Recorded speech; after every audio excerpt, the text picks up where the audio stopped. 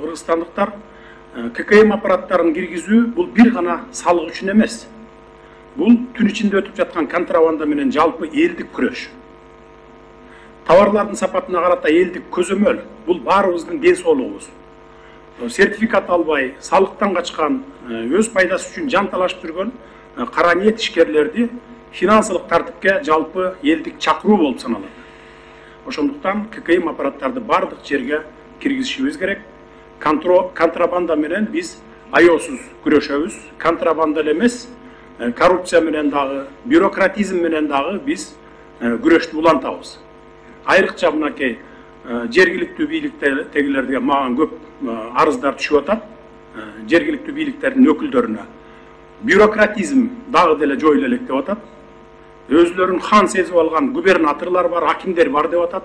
Ошондойду токтотуңуздар.